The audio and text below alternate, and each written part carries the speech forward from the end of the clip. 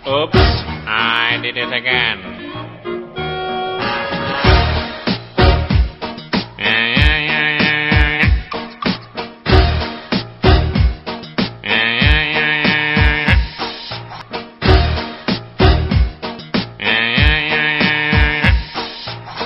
I think I did it again. I made you believe. Vítajte priatelia, toto je opäť ďalší mega nátresk, kladivové informácie v tejto podobe opäť na tejto web stránke prvýkrát v slovenskej a českej verzii. Po tejto prednáške budete o obrovský mega skok osvietenejší, rozhľadenejší a dúfam, že aj múdrejší než tá drvivá väčšina mini Slovenska alebo mini Česka alebo vôbec celého tohoto maxi sveta. Po tejto prezentácii sa dúfam z vášho mozgu vytratí opäť jeden ďalší mýtus a vy dostanete možnosť narábať so svojím životom a zdravím, a to po telesnej aj psychickej stránke zase o niečo slobodnejšie a nezávislejšie. Nech sa páči, pustíme teraz do bičej arény doktorku Kelly McGonigal. Innocent, you see my problem is this. I'm dreaming away, wishing that heroes that truly exist. I cry watching the names, can't you see I'm a fool in so many ways.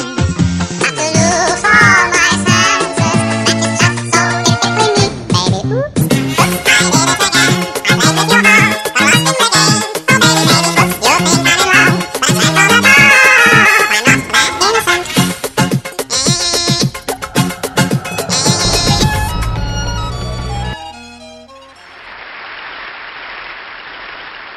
I have a confession to make.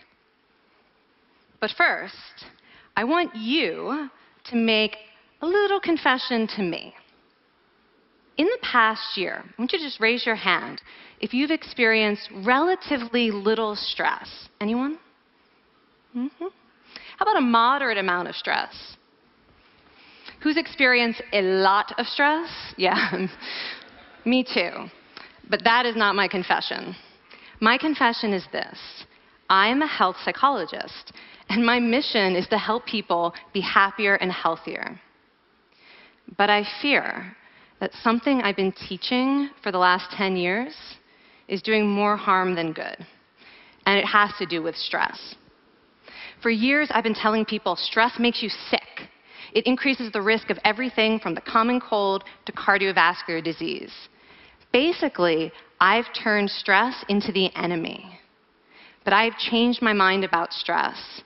And today, I want to change yours.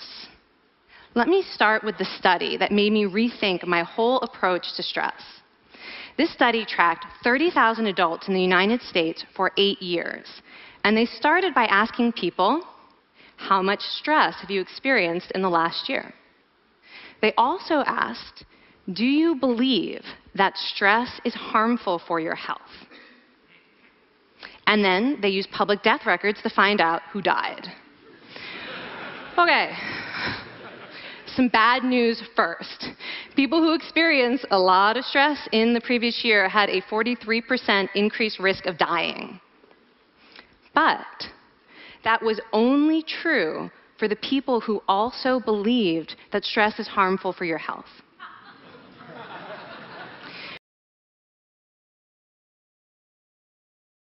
People who experienced a lot of stress but did not view stress as harmful were no more likely to die. In fact, they had the lowest risk of dying of anyone in the study, including people who had relatively little stress.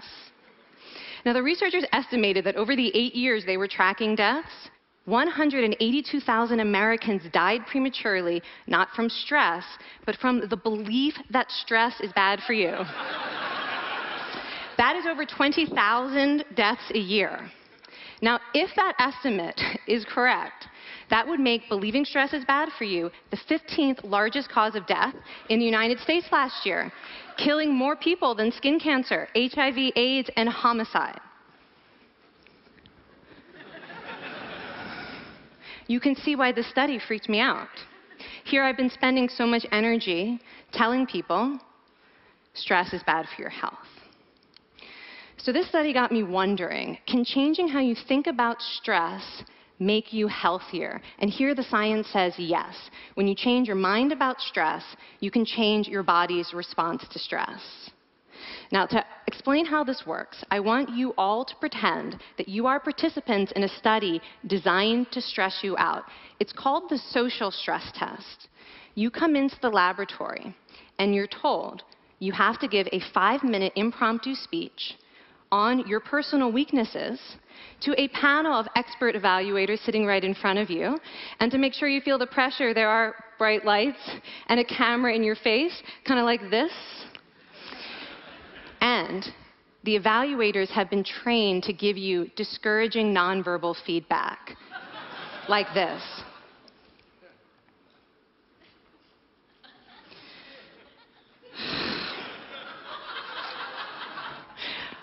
Now that you're sufficiently demoralized, time for part 2, a math test. And unbeknownst to you, the experimenter has been trained to harass you during it. Now, we're going to all do this together. It's going to be fun. For me. Okay. I want you all to count backwards from 996 in increments of 7. You're going to do this out loud as fast as you can, starting with 996. Go. Go faster. Faster, please. You're going too slow. Stop, stop, stop, stop. That guy made a mistake. We're going to have to start all over again. You're not very good at this, are you? Okay, so you get the idea. Now, if you were actually in this study, you'd probably be a little stressed out. Your heart might be pounding, you might be breathing faster, maybe breaking out into a sweat. And normally, we interpret these physical changes as anxiety or signs that we aren't coping very well with the pressure. But what if you viewed them instead as signs that your body was energized, was preparing you to meet this challenge? Now, that is exactly what participants were told in a study conducted at Harvard University. Before they went through the social stress test, they were taught to rethink their stress response as helpful. That pounding heart is preparing you for action. If you're breathing faster, it's no problem. It's getting more oxygen to your brain. And participants who learned to view the stress response as helpful for their performance, well, they were less stressed out, less anxious, more confident. But the most fascinating finding to me was how their physical stress response changed. Now, in a typical stress response, your heart rate goes up and your blood vessels constrict like this. And this is one of the reasons that chronic stress is sometimes associated with cardiovascular disease. It's not really healthy to be in this state all the time.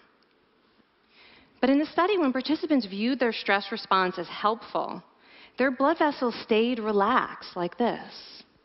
Their heart was still pounding, but this is a much healthier cardiovascular profile. It actually looks a lot like what happens in moments of joy and courage.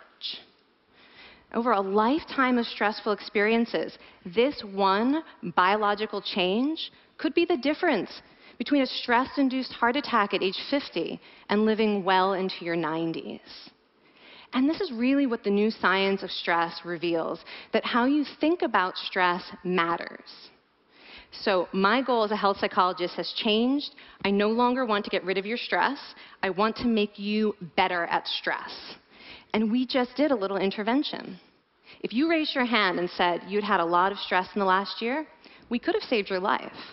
Because hopefully the next time your heart is pounding from stress, you're going to remember this talk, and you're going to think to yourself, this is my body helping me rise to this challenge. And when you view stress in that way, your body believes you, and your stress response becomes healthier. Now, I said, I have over a decade of demonizing stress to redeem myself from. So we are going to do one more intervention. I want to tell you about one of the most underappreciated aspects of the stress response. And the idea is this: stress makes you social. To understand this side of stress, we need to talk about a hormone, oxytocin. And I know oxytocin has already gotten as much hype as a hormone can get. It even has its own cute nickname, the cuddle hormone, because it's released when you hug someone. But this is a very small part of what oxytocin is involved in. Oxytocin is a neurohormone. It fine-tunes your brain's social instincts. It primes you to do things that strengthen close relationships. Oxytocin makes you crave physical contact with your friends and family. It enhances your empathy. It even makes you more willing to help and support the people you care about. Some people have even suggested we should snort oxytocin to become more compassionate and caring. But here's what most people don't understand about oxytocin. It's a stress hormone. Your pituitary gland pumps this stuff out as part of the stress response. It's as much a part of your stress response as the adrenaline that makes your heart pound. And when oxytocin is released in the stress response, it is motivating you to seek support. Your biological stress response is nudging you to tell someone how you feel instead of bottling it up.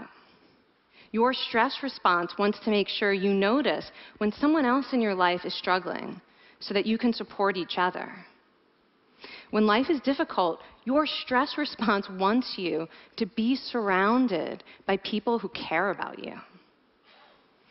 Okay, so how is knowing this side of stress going to make you healthier?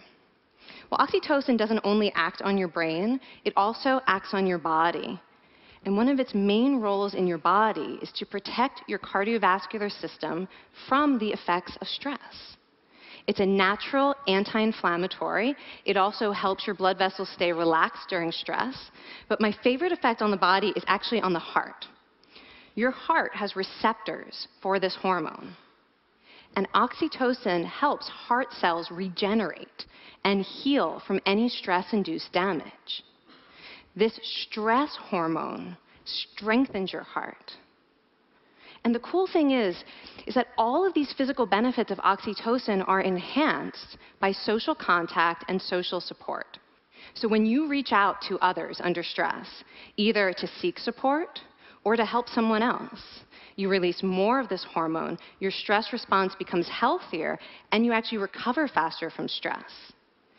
I find this amazing that your stress response has a built-in mechanism for stress resilience. And that mechanism is human connection.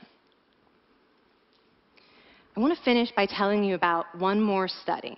And listen up, because this study could also save a life.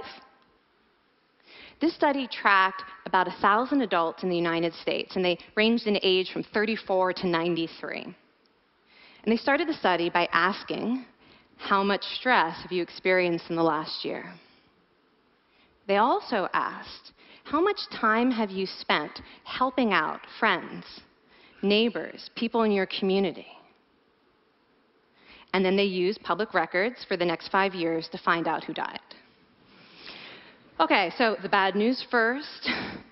For every major stressful life experience, like financial difficulties or family crisis, that increased the risk of dying by 30%. But, and I hope you are expecting a but by now, but that wasn't true for everyone.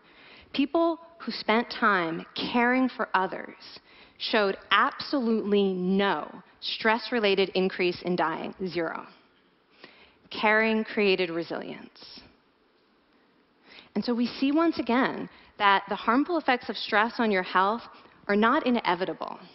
How you think and how you act can transform your experience of stress.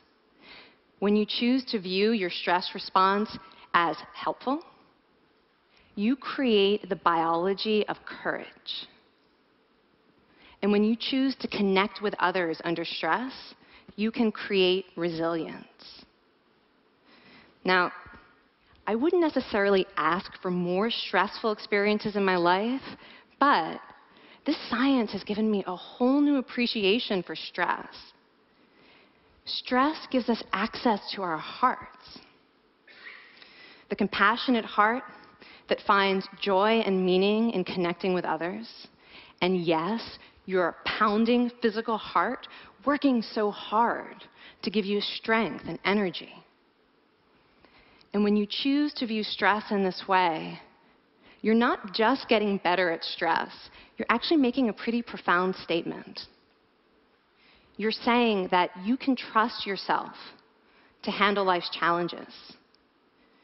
And you're remembering that you don't have to face them alone. Thank you. Thank you.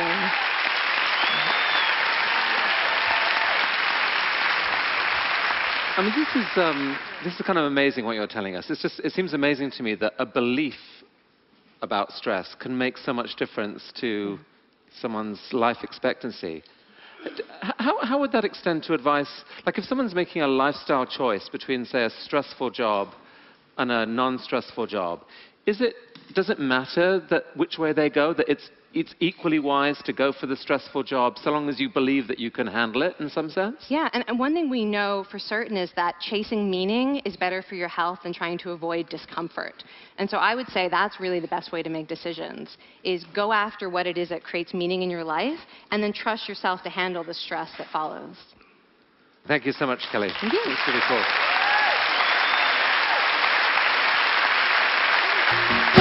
Oops, I did it again.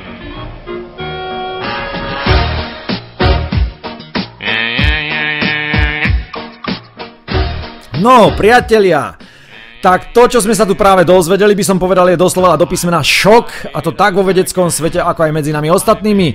Tým z vás, čo ste si pozreli moju web stránku viac do hĺbky, musí byť teraz jasná jedna nevyhnutná vec, proste tvrdý fakt, ktorému sa pravdepodobne po niektorých z nás nebudeme môcť vyhnúť. A to je následovné. My už vieme, že vynikajúci pitný režim, vzorová rastlina, pestrá strava, aspoň aký taký druh pohybu, rozumná dávka spánku, vyhýbanie sa zbytočným jedom, počnúť cigaretám, alkoholu a podobne. A dnes k tomu v tejto prednáške pribudol aj stres, teda schopnosť pozerať sa na stres inými, zdravšími očami. My vieme, že tieto vymenované faktory, tento druh životosprávy nás ženú do obrovského rizika, totiž do toho, že sa žiaľ, prizvukujem žiaľ, či sa nám to páči alebo nepáči, môžeme dožiť takmer 100 vitálnych rokov.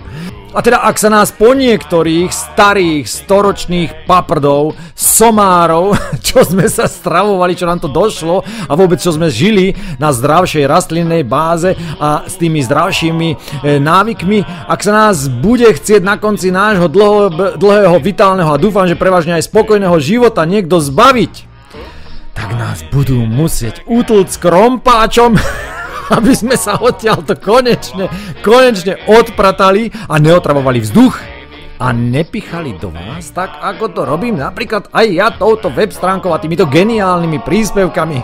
A ja si tú hubu nezavriem. A ja s tým pichaním neprestanem. Nech sa darí, priatelia, majte sa a najbližšie, keď budete v strese, tak si spomente na tento geniálny príspevok a radujte sa, že máte možnosť tú takzvanú bývalú stresovú a chorú situáciu zvrátiť na totálne ozdravovaciu a ako ste počuli aj po iných stránkach pozitívnu. Šajze, koniec, hotovo, mám to z krku. In this game, oh baby, oops, you